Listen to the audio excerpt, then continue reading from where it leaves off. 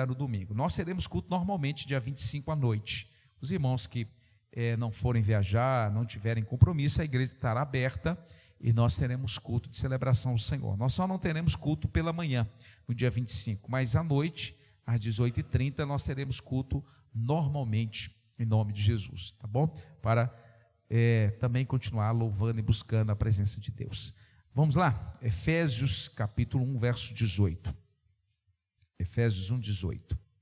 Está escrito assim: tendo iluminado os olhos do vosso entendimento, para que saibais qual seja a esperança da sua vocação, e quais as riquezas da glória da sua herança nos santos, e qual a sobreexcelente grandeza do seu poder sobre nós, os que cremos segundo a operação da força do seu poder, que manifestou em Cristo, ressuscitando dos mortos, pondo-a à direita nos céus, acima de todo principado, e poder, e potestade, e domínio, e de todo nome que se nomeia, não só neste século, mas também no vindouro.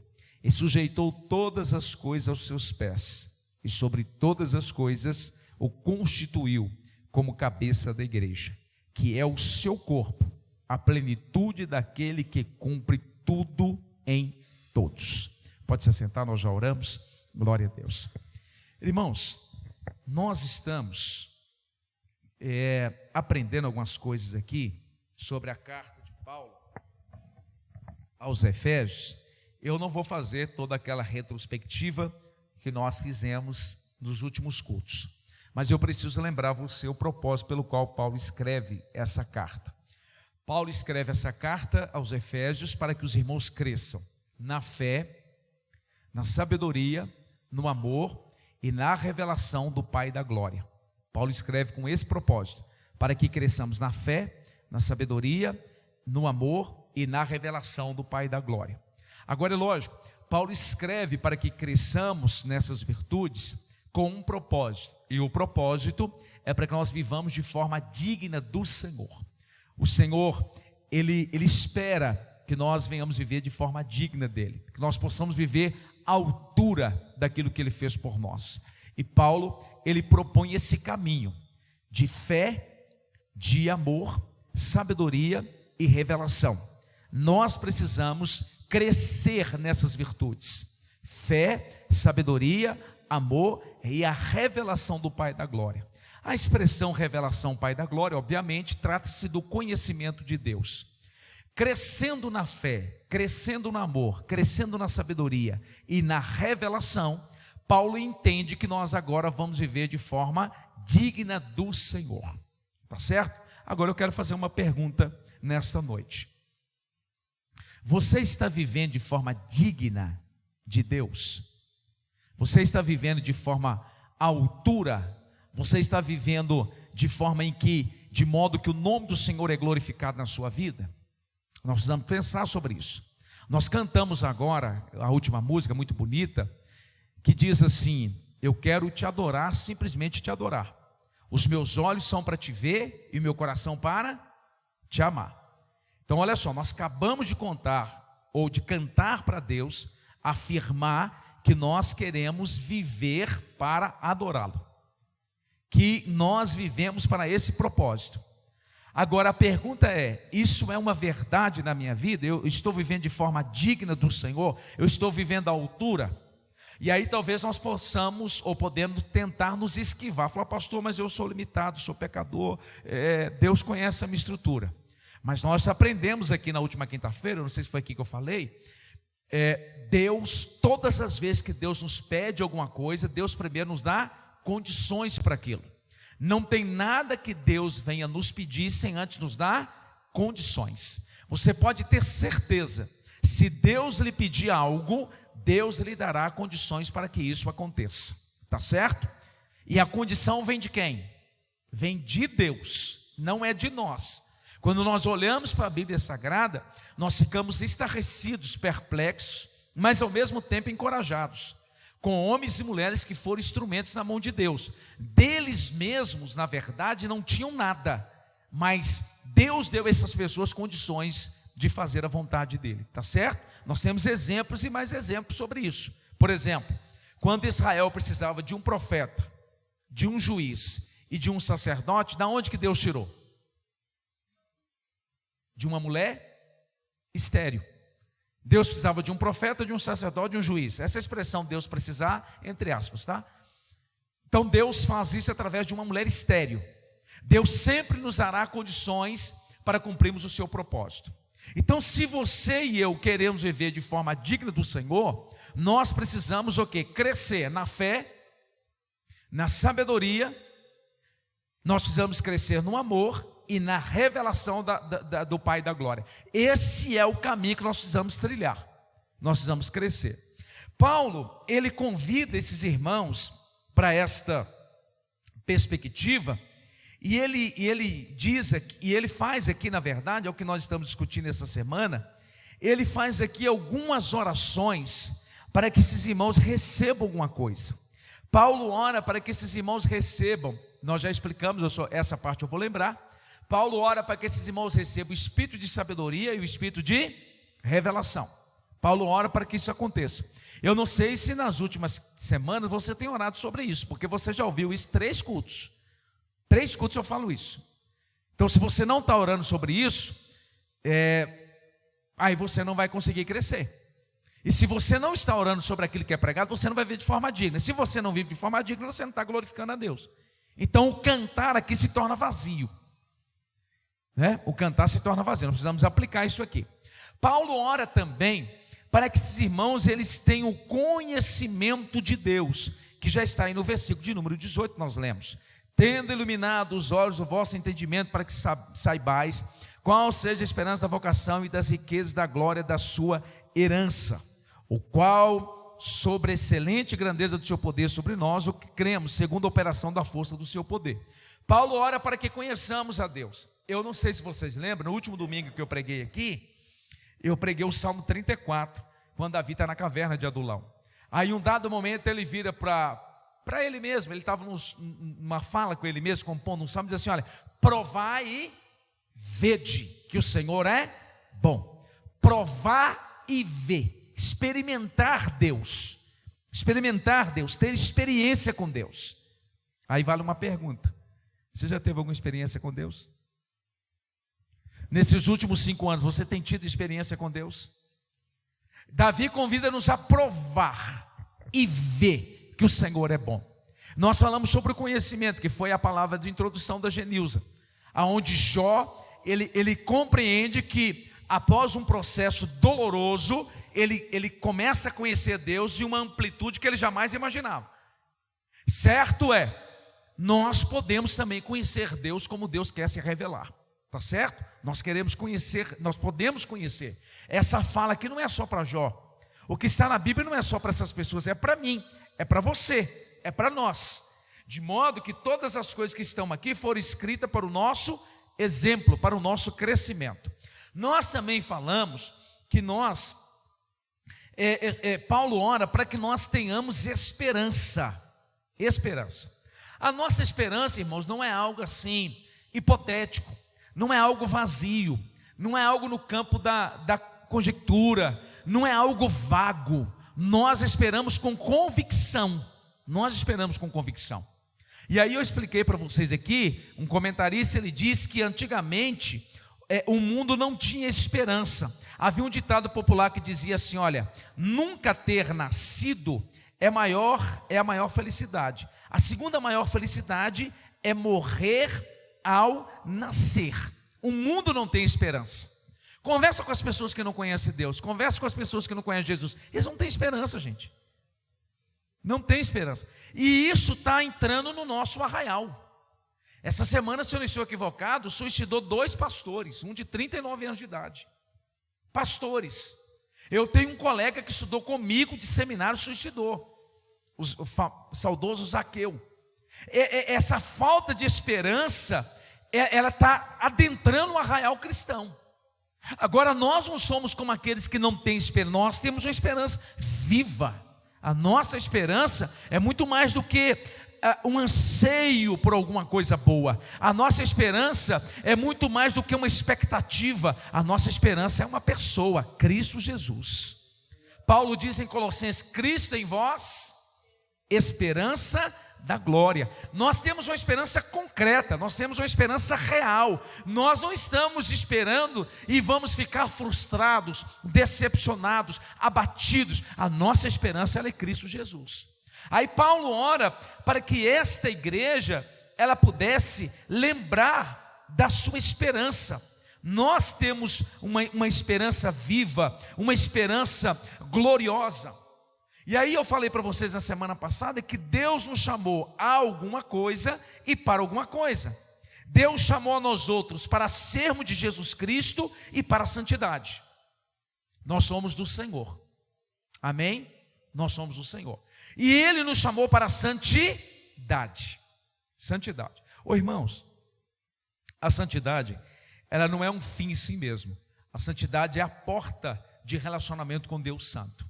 Nós precisamos viver em santidade. Nós precisamos romper com a vida profana. Nós precisamos buscar a santidade. Hebreus 12, 14, como é do conhecimento nosso, diz assim, olha, seguir. É interessante como a vida cristã, ela é dinâmica, né? A vida cristã, ela é proativa. A vida cristã não é vivida na passividade, na inércia. Ela não é algo parado, inerte. Seguir a paz com todos e a santificação, sem a qual ninguém verá a Deus. E esse verá a Deus não é só um aspecto escatológico não, gente. Não é só quando eu morrer não. Não é só escatologicamente falando, não, algo para o futuro, é algo para o agora. Se eu não vivo uma vida santa agora, eu não desfruto dessa presença de Deus. Quantos estão entendendo? Digam amém. Ele nos chamou para sermos de Jesus, nos chamou para a santidade. Falamos na semana passada. Ele nos chamou para a liberdade e para a paz. Liberdade. Tá. Aqui a gente precisa lembrar algumas coisas. Eu não posso aceitar de modo algum ser escravo de alguém ou de alguma coisa. Não posso aceitar. E eu não posso aceitar mesmo. E não é algo que eu não vou aceitar fundamentado na minha força, na minha intelectualidade, na minha habilidade. Eu não aceito ter ou ser dominado por ninguém, por nada, porque Cristo me libertou. A verdade me libertou. Amém? Conhecereis a verdade vos libertará. João 8,32. João 8,36 diz assim: se pois o Filho vos libertar, verdadeiramente sereis livres. Tá, uma vez que Cristo me liberta, eu posso de novo ser escravo, sim ou não? Posso. Olha o que está escrito em Romanos 6,16. Alguém lê para nós? Romanos 6,16, se eu não estou equivocado.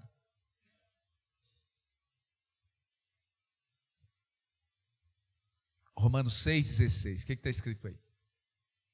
Não sabeis vós que a quem vos apresentarde por servos para lhe obedecer, sois servos daquele a quem obedeceis, ou do pecado para a morte, ou da obediência para a justiça?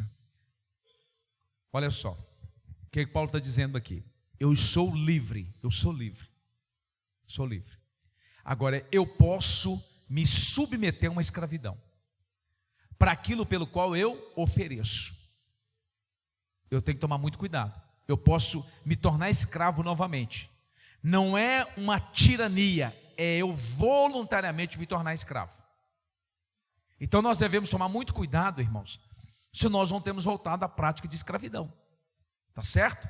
Sendo que nós somos chamados para a liberdade. Eu posso muito bem abrir mão dessa liberdade e voltar à escravidão. Depende a quem eu me sujeito. A quem eu me sujeito. A quem eu faço senhor da minha vida. E Jesus falou que algumas coisas podem se tornar senhor das nossas vidas. Alguém lembra de alguma coisa que pode tornar senhor da minha vida? O dinheiro. Aí ele diz assim lá em Mateus 6,21. Porque aonde estiver o tesouro do homem estará o vosso coração. 6,24. Vocês não podem servir a Deus e ao dinheiro. Vocês não podem servir a Deus e a Mamon. O dinheiro é colocado numa categoria de senhor. Porque o dinheiro é muito mais do que cifra. O dinheiro é um espírito. O dinheiro é o que as pessoas dão nome, os estudiosos, de Mamon.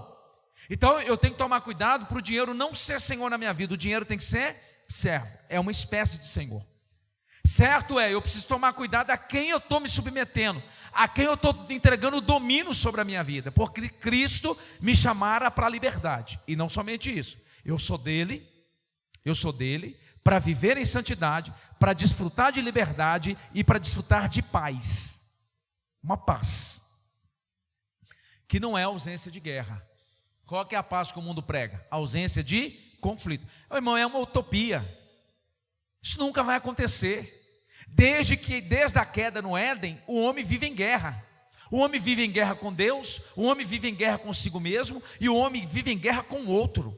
É uma guerra em todos os aspectos da existência do ser humano. Essa ausência de guerra é uma falácia, isso é um engano, isso nunca vai acontecer. Não é dessa paz que nós estamos discutindo aqui. A paz que nós estamos falando é uma paz apesar das guerras, apesar dos vales, apesar das aflições, apesar das angústias, apesar das perturbações. É essa paz. De modo que essa paz não é um sentimento, não é um pensamento positivo, não é uma inclinação intencional para que isso aconteça e seja promovido. Essa paz é uma pessoa. Quem é? Jesus. Ele recebe o título de quê? Príncipe da paz. Então, se você é uma pessoa que está perturbada, aflita, não tem paz, clame ao príncipe da paz, clame a Deus. Nós podemos ter paz em dias difíceis. Essa paz, ela é uma promessa para nós. Então nós somos convidados para essa paz. Agora tem um detalhe aqui que eu falei na semana passada. Deus também nos chamou para o sofrimento. Estranho isso, né? Deus nos chamou para o sofrimento. Existe uma cota de sofrimento que nós precisamos participar do sofrimento de Cristo.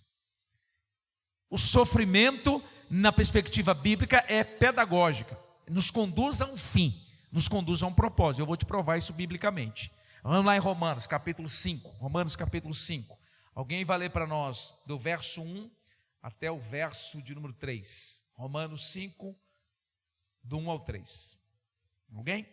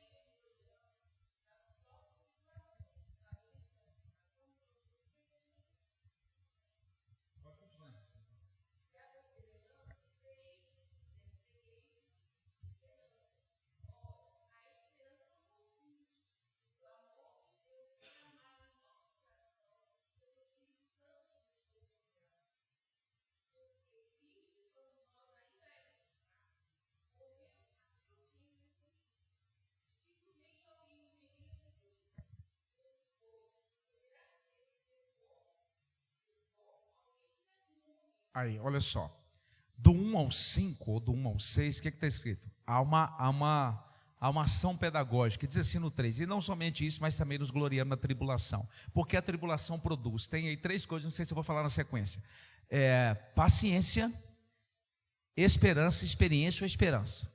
Então na tribulação, o que Deus produz? Paciência, depois a paciência, experiência, depois da experiência ele produz esperança. Então a tribulação, Deus permite a tribulação ela produz em nós, prestamos atenção nisso, paciência, experiência e esperança. 3 coisas que a tribulação pode produzir em nós. Agora olha o que Tiago diz, vamos lá, Tiago capítulo 1, Tiago capítulo 1, verso 2, alguém lê para nós, fazendo favor, do verso de número 2 até o verso de número 4. Tiago, irmão de Jesus de sangue, escreveu capítulo 1, do verso 2 até o verso 4.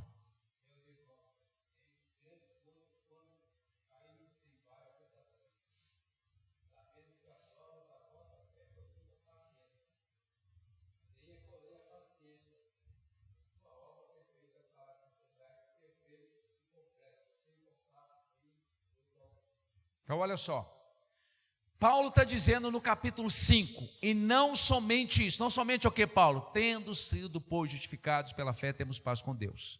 Não somente isso, mas também nos gloriamos na tribulação. Por quê, Paulo? Gloriar, gente, gloriar. Nos gloriamos na tribulação, porque a tribulação produz paciência, experiência e esperança. A paciência, a experiência, a esperança que Deus quer promover em nós, ela é produzida no calor da aflição, da tribulação. Tiago está dizendo que nós devemos ter, por motivo, grande gozo quando caímos em várias tentações. A ideia aqui é provação, é provações, tendo a nossa fé provada. Olha só, sabendo que a prova da vossa fé, a minha fé, dentro da minha fé é produzido paciência. E esta paciência misturada com a fé, ela me torna perfeito, completo. Vocês estão me entendendo? Enquanto Paulo diz assim, gente, se glorie nisso. Então Deus está permitindo uma tribulação na minha vida. Senhor, produza em mim a paciência, a experiência, a esperança que eu preciso. Mas na maioria das vezes, o que é que todos nós fazemos? Senhor, eu não estou aguentando isso aqui, não há um processo. Eu vou sair desse processo com muito mais paciência, com muito mais experiência e com muito mais esperança, não é o Jó? Jó saiu com muito mais paciência, Jó saiu com muito mais experiência e com muito mais esperança. Antes eu te conheci só de ouvir falar, agora os meus olhos te veem. Ele sai do final do processo crescendo, maduro, edificado.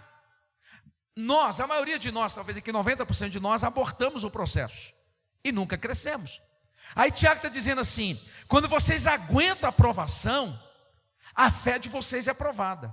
Nesse aspecto da fé provada, vocês crescem em paciência. Se vocês têm uma fé fundamentada na paciência, vocês são perfeitos, vocês são completos. Isso é tão sério, gente, que ele diz, olha o 4, sem faltar em coisa alguma. Então existem virtudes cristãs, espirituais, vitais e essenciais para a minha vida, para o meu relacionamento com Deus e para a minha maturidade, que é produzida no calor da provação, no calor da tribulação. O que eu faço quando estiver enfrentando situações difíceis? Eu oro a Deus. Deus me ajude, Deus me dê força, Deus me dê graça, Espírito Santo intercede por mim. Deus, irmãos, todas as vezes que Ele permite uma dificuldade na nossa vida, Deus está nos fazendo crescer. Todo mundo cresce, gente. Ninguém cresce quando tudo está bom. Nós crescemos de fato quando tudo está difícil.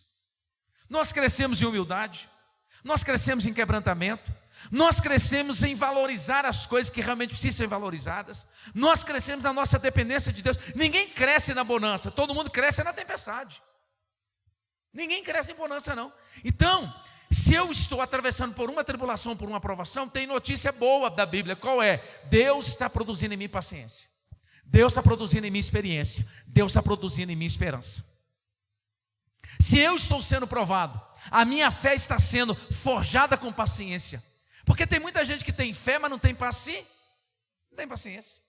Agora, uma fé com paciência. O que é uma fé com paciência? Eu te dou um exemplo. Uma fé com paciência é o Pedro, Atos capítulo 12, que vai morrer. Ele já está 6 dias preso. Quantos dias? 6. Quando o anjo vai lá, o que ele está fazendo? Está dormindo. Fé com paciência. Fé com paciência. Suporta. Ô irmãos, e quando nós chegamos nesse nível, quando nós atingimos essa maturidade, é bem da verdade que nós não estamos ainda totalmente prontos, mas ninguém nos para mais. Ninguém nos para mais. Nenhuma notícia mais nos abala, porque nós fomos forjados na pedagogia do céu. E qual que é a pedagogia de Deus? Sempre que vier uma tribulação, Deus está fazendo-nos crescer. Guarda isso. Paciência, experiência e esperança. E uma fé que é forjada, fundamentada com paciência. Amém? Glória a Deus. Então, Ele nos chamou também para o sofrimento. Vou ver se eu acho um texto aqui. Vamos lá em Pedro. Vá lá em Pedro, enquanto você vai lá eu vou procurar. Pedro, capítulo 4, verso 1. Pedro, capítulo 4, verso 1. Alguém vai ler para nós 1, o 2 e o 3. 1, 2 e 3. Está escrito em alto e bom som.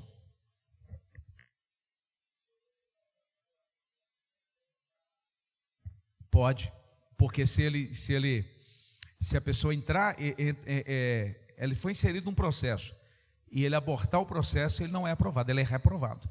né? Então, nem todo mundo é aprovado, né, gente? Nem todo mundo vai até o final. Então, pode acontecer de alguém, Deus permitir o processo e ele parar no meio do caminho, né? Por N situações. Olha o que Pedro diz aí sobre o sofrimento. Capítulo 4, 1 Pedro 4, 1 ou 3. Quem vai ler?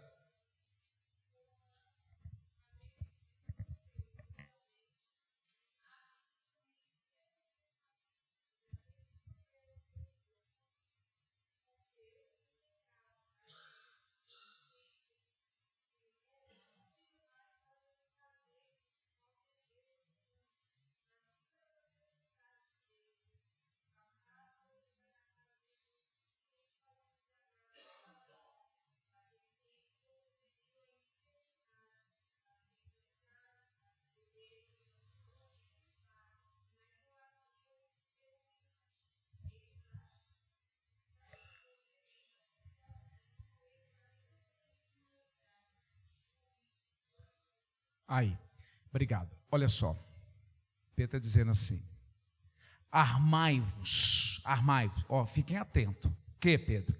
Se Cristo, que é Deus, que é o Filho de Deus, que não pecou, que em tudo foi tentado, se Cristo, que é perfeito, que andou nessa terra, se ele padeceu, se preparem, armai-vos, aguardem. Ô irmão, não estou falando aqui de pessimismo não, tá? Estou falando de paranoia não, de fanatismo não. Não, a vida cristã é só sofrimento. Não, não é só sofrimento não. Tem alegria, tem paz, tem gozo, tem vitória, tem livramento, tem. Agora, gente, armai-vos. A ideia de armar é o seguinte: estejam preparados. Se ele que é quem é, não é quem foi, quem é, porque ele está vivo, né? Está até aqui nessa noite, glória a Deus. Se ele é quem é, se ele sofreu, armai-vos também com este, estejam preparados. Aí ele dá aqui o fruto disso. Ele diz assim: olha, estejam armai-vos também com esse pensamento, que aquele que padeceu na carne já cessou o pecado. O pecado ele não teve poder sobre ele. Ô irmão, não é verdade? Quando a gente está atravessando os dias mais difíceis da nossa vida, a gente quer nem saber de pecado. Quer nem saber de pecado. A gente está tirando o pecado, é ou não é? Ou a gente está no aperto, o pau está quebrando para o nosso lado, o negócio já está ruim, você vai brincar com coisa que não... Não, a gente não quer saber de pecado não, gente. Quando a gente está passando... É tão bom quando a gente passa por provação, bom no seguinte aspecto: não é legal, mas isso é tão... Isso promove tanto crescimento, que a gente, a última coisa... Não, eu não quero me envolver com isso não, eu quero uma vida santa, eu quero uma vida reta. Eu já estou passando aí uma perreia danada, eu vou ficar brincando com Deus não. Então Cristo... o pecado não teve poder sobre ele. Aí diz assim: olha, para que no tempo que vos resta na carne, não vivais mais segundo a concupiscência dos homens, mas segundo a vontade de Deus. Irmãos, o sofrimento, ele abre os nossos olhos para a vontade de Deus, para aquilo que agrada a Deus. Então não é tempo mais de viver, irmãos, atendendo às nossas concupiscências não. O que é concupiscência? Um desejo incontrolável. É ser atraído por aquilo que é proibido. Eu não ando mais segundo a concupiscência dos homens. Não, irmãos, tem que ter um basta na minha vida. Tem que ter um basta na minha vida.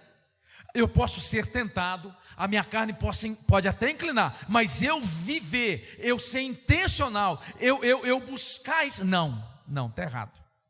Aí Pedro diz assim: olha, não vivam mais segundo a concupiscência dos homens, mas segundo a vontade de Deus. Qual que é a vontade de Deus? Eu vou dar uma só. A vontade de Deus é a vossa santificação. Só uma. Santificação.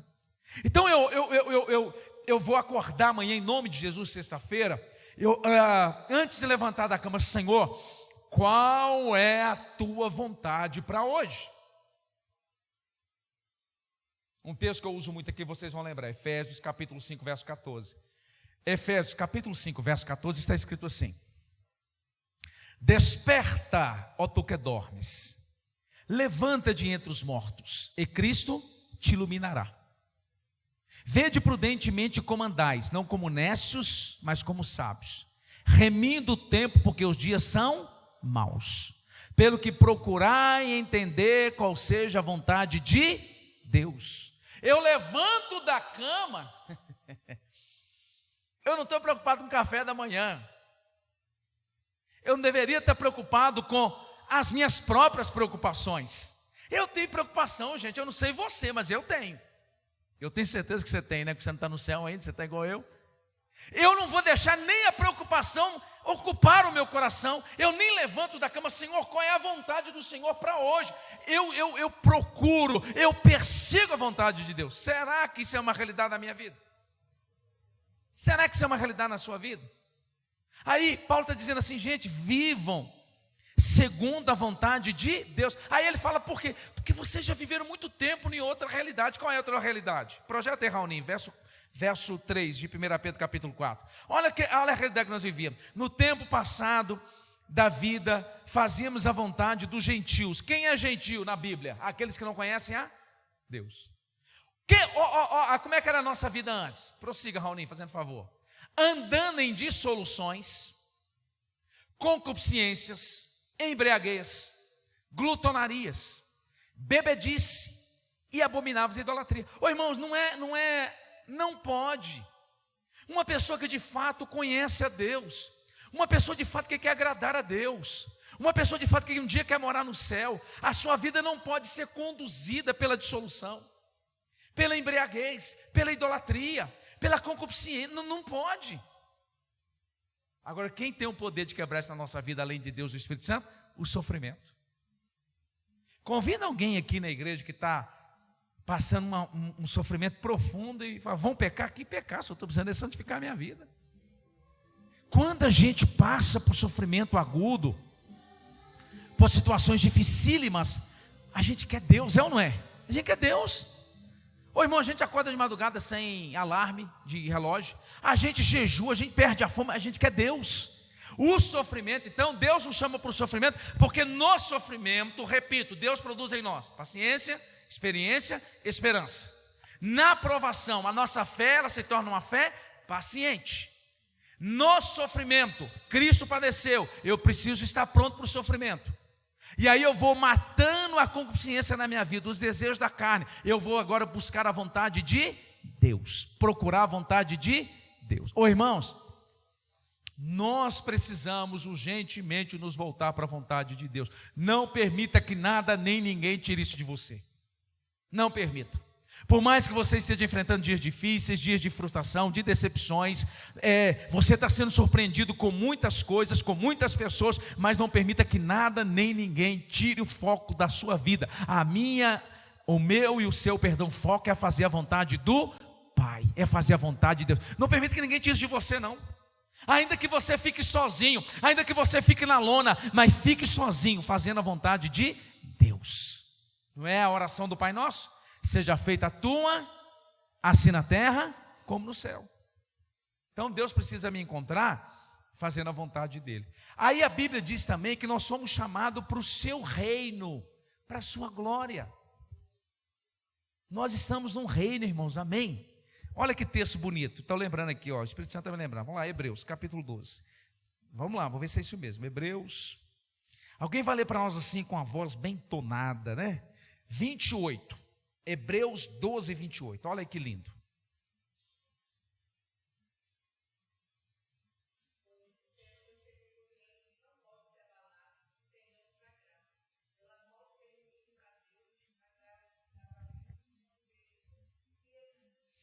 Pelo que tendo recebido um reino que não pode ser abalado. Um reino que não pode ser abalado. Nós somos chamados para esse reino. O que é? Quais são os fundamentos do reino de Deus? O reino de Deus não é comida nem bebida, mas é paz, justiça e alegria no Espírito Santo. Reino de Deus. Deus nos chamou para o seu reino. Nós estamos no reino.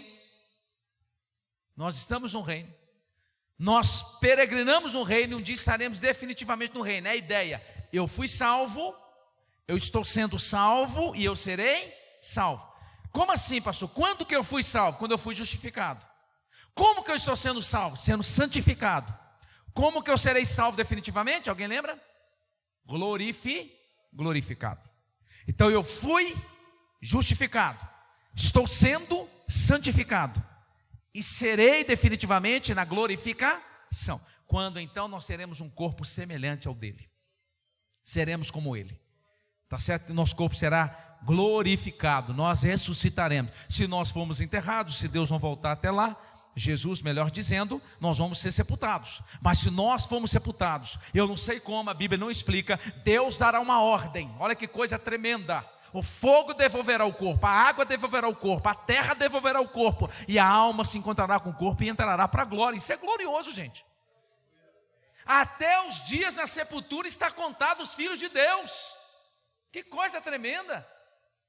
Eu não sei quem da sua família foi sepultado há muito tempo. Tem dia e hora contado para o corpo estar naquele ambiente misturado com a terra. Tem dia e hora contada para o fogo e para a água devolver o corpo. Olha que coisa tremenda.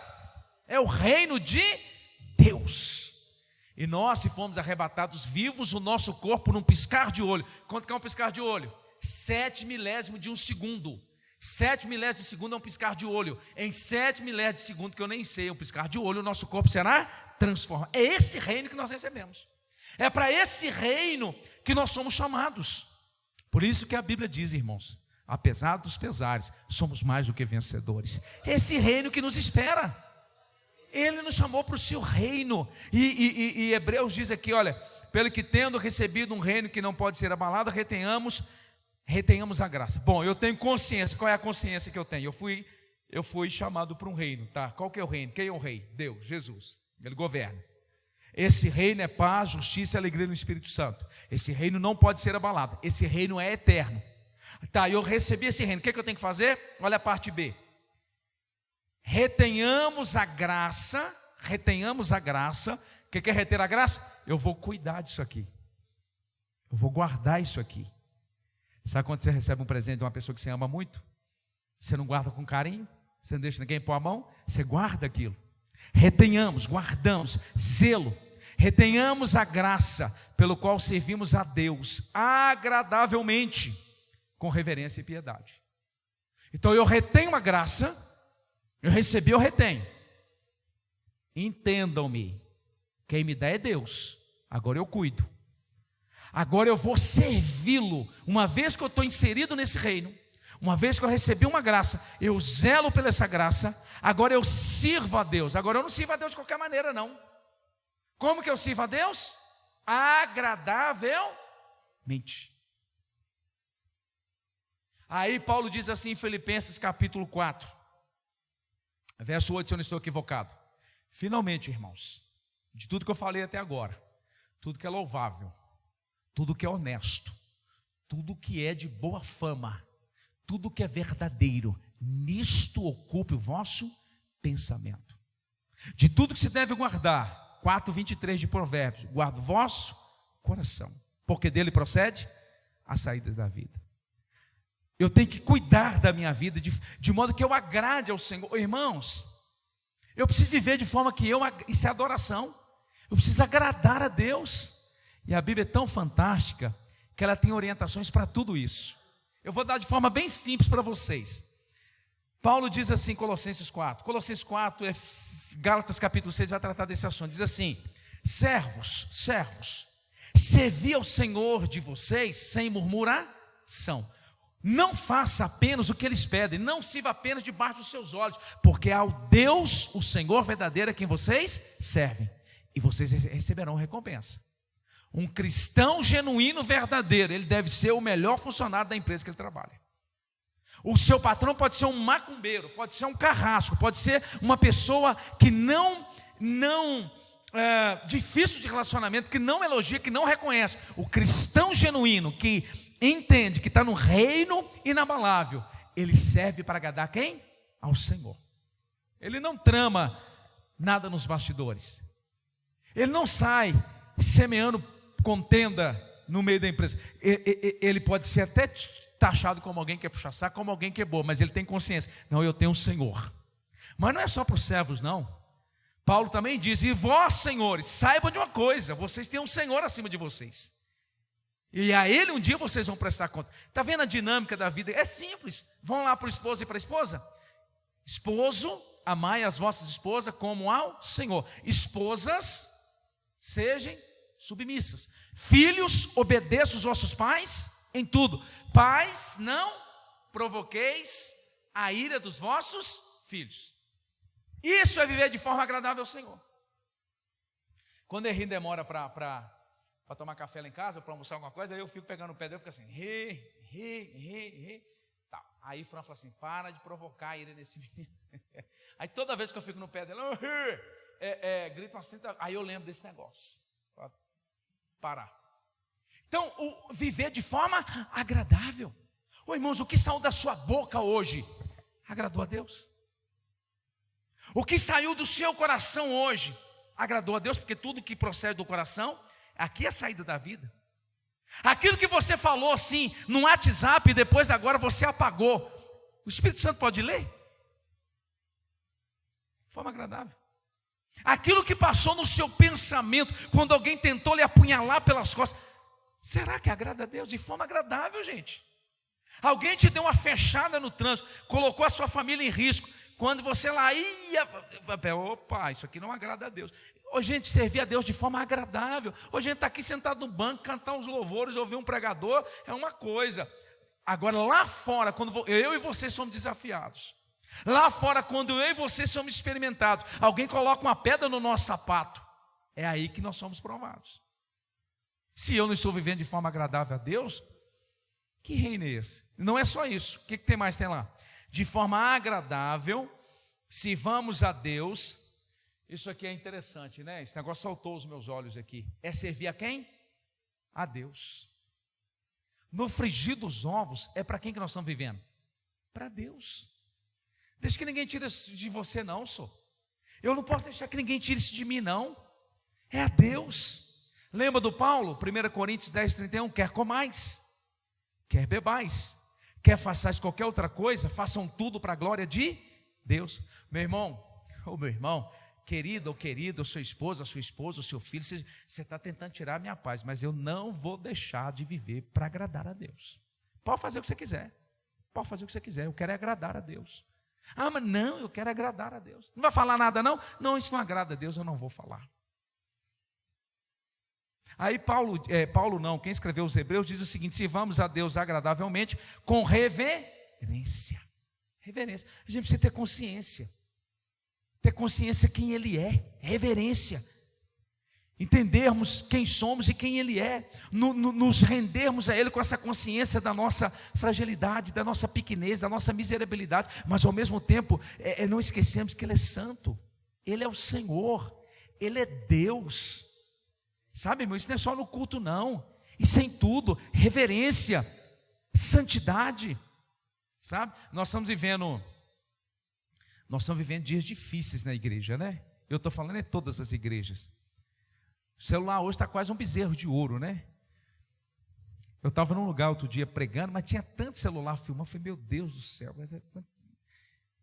o que nós estamos virando? Nós, gente, nós, isso está virando bezerro de ouro. A primeira coisa que a gente pega de manhã é no bendito celular. Tem gente que, uma hora, cuidado que se explode, viu? Põe debaixo do travesseiro. Isso é um perigo. Tem gente que está tão viciado que fala com ele ligado na tomada. Gente, isso explode. É lógico que não estou falando para ninguém aqui nessa noite. Passa para frente se você sabe que alguém está tendo esse tipo de comportamento. Isso é um perigo. Se vamos com reverência. Eu estou na presença de Deus, eu não entro não, gente. A gente usa uma expressão até entre aspas, agora pastor, eu vou entrar na presença. Meu Deus, que dia que você saiu? Volta logo. A gente usa metaforicamente, eu estou brincando com essa expressão, tá? Não é pecado isso. Mas não é engraçado, não é cômico? Não, agora eu vou entrar meu Deus, se eu sair eu estou morto. Porque Paulo diz, né, eu uso muito esse texto aqui, estou usando todas as quintas, Atos 17:28, porque nele nós vivemos, nele nós existimos, e nele nós nos movemos. Agora eu vou entrar na presença de Deus. Não, você nunca sai. E é a consciência que eu posso sair que às vezes faz eu viver de forma que eu não deveria viver. Para concluir, eu não vou conseguir terminar a mensagem hoje. Diz assim: sirvamos a Deus agradavelmente, com reverência e piedade. Piedade. O que é uma pessoa piedosa? O que é uma pessoa piedosa? É uma pessoa que ela evidencia e vive de fato as práticas cristãs. Piedosa. Você conhece alguém piedoso? Alguém assim que é misericordioso, alguém que é cheio de compaixão, alguém que é cheio de misericórdia, alguém que é cheio de graça, tá certo? Estou falando, isso é alguém piedoso, isso é alguém que agrada a Deus. Aí ele fala o porquê. Eu não pedi a irmã para ler, mas olha o 29. Porque o nosso Deus é um fogo consumidor, tem juízo, tem juízo. Quem um dia recebeu um reino inabalável, que não pode ser abalado, e não entendeu isso, não retém a graça, não vive de forma agradável ao Senhor, com reverência e com piedade, vai encontrar com quem? Inevitavelmente o Deus que é um fogo consumidor. Esse negócio de cristão, irmão, isso não é brincadeira não, isso é sério. Tem muita gente achando que isso é uma religião, apenas uma religião. Tem aspectos. Está achando que pode viver assim, de forma displicente, descuidada, é uma vida dupla. Não. Se eu não entender o reino pelo qual eu estou recebendo e quem me inseriu nele, e não reter a graça, e não procurar servir a Deus de forma agradável, com reverência, com piedade, eu venho encontrar o Deus que é um fogo consumidor. Então eu preciso ter consciência do seguinte, e o que Paulo disse? Gente, vocês têm uma esperança, a esperança de vocês é viva, tá Paulo? Qual é essa esperança? O reino de Deus, o próprio Deus. E aí, vocês são de Deus, vocês são de Jesus. Além de vocês serem de Jesus, primeiro ponto, Ele chamou vocês para a santidade, para a liberdade, para a paz, para o sofrimento e para o reino. Não é tão legal isso aqui? Você é de Jesus, você vive uma vida santa, você vive em liberdade, você vive em paz, passa pelo sofrimento, e qual que é o último estágio? Glória, reino. Isso é maravilhoso, gente, é o que nos aguarda. Então Paulo ora para que esses irmãos tenham o quê? Esperança. Então o dia que tiver tudo mal, o dia que tiver tudo ruim, eu preciso lembrar, não, eu sou de Jesus. O dia que a tentação vier, fala assim, eu sou de Jesus, eu preciso viver em santidade. O dia que alguém quiser te oprimir, te tornar escravo, eu sou de Jesus, eu vivo em santidade e eu fui liberto. Eu sou de Jesus, eu vivo em santidade, eu fui liberto e eu tenho uma paz. Alma, aquieta-te, eu vou deitar e vou dormir, porque o Senhor me sustenta. Eu vou sentar à mesa e vou comer, porque o Senhor, Ele me dá paz, Ele me dá alegria, e Ele fez essas coisas, obra das suas mãos, para que eu pudesse desfrutar. Então eu não posso aceitar algo que seja diferente disso. Eu estou passando por um sofrimento, Senhor, me dê força, me dê graça, porque nesse processo eu estou sendo uma pessoa mais paciente, mais experiente, eu estou tendo mais esperança, porque a minha fé está sendo fundamentada na paciência. Porque eu sei que se eu passar por esse estágio, o Senhor me dando graça, eu tenho uma esperança, a glória, o reino de Deus. Amém? Glória a Deus. Então Paulo ora para que os irmãos tivessem uma esperança fundamentada nesses pontos. Amém? Isso é vida cristã, gente. Isso é viver para a glória de Deus. Vamos colocar de pé? Vamos orar em nome de Jesus. Glória a Deus. E aí o autor diz assim, o tal de Francis diz assim, quando ele diz que essa esperança não é apenas algo, um vago e melancólico anseio pelo triunfo da bondade, mas é algo garantido pela possessão presente do Espírito como garantia. Então, o que garante que eu sou de Jesus? O que me deve levar a uma vida de santidade? O que garante que eu tenho liberdade? O que garante que eu tenho paz? O que garante que eu atravessarei o sofrimento? O que garante que um dia eu receberei a glória? O Espírito de Deus que habita em mim. O Espírito de Deus que habita em mim. E a Bíblia diz, irmãos, Romanos 8:26, que Ele ajuda em nossas fraquezas e intercede por nós. Vai ter dia na vida que se você não passou, você vai passar, que você não vai ter palavra para orar, mas Deus é tão bom que até nessa hora o Espírito Santo intercede por nós. Amém? Ó Deus, nós queremos louvar o Senhor nessa noite, queremos render graças ao Senhor porque nós temos uma viva esperança. A nossa esperança não é algo vago, hipotético, no campo da conjectura. A nossa esperança ela é concreta, a nossa esperança é Cristo Jesus. O apóstolo Paulo diz que Ele em nós, esperança da glória. Nós te louvamos, Senhor da glória, porque nós temos um futuro glorioso. O Senhor nos escolheu e nos adotou. Jesus Cristo nos redimiu e nos perdoou. E o Espírito do Senhor nos selou e nos deu uma garantia. Pai querido e Pai amado, o futuro não é algo que nós tememos, nós não tememos o amanhã, nós não aceitamos o sofrimento, Deus, sem nos posicionarmos.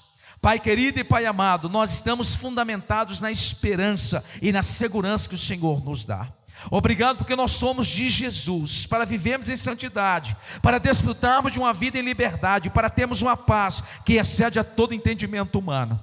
Quebra as amarras, cadeias, fortalezas, se há nas nossas vidas. Enche o nosso coração com o dilúvio da paz. Ó Deus, porque é possível ter paz no vale.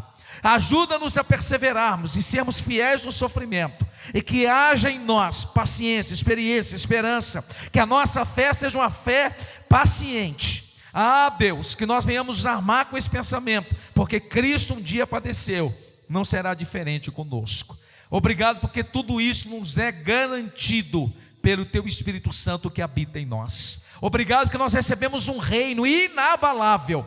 Ajuda-nos, ó Deus, a cuidar, a reter a graça, a servir ao Senhor com, ó Pai querido, agradavelmente, que a palavra dos nossos lábios sejam agradáveis. Ó Deus, que o meditar do nosso coração seja agradável, Senhor, que aquilo que nós pensamos possa Te agradar, que as obras das nossas mãos possa Te agradar, aonde os nossos pés ir e vir, possa ser um caminhar que Te agrade.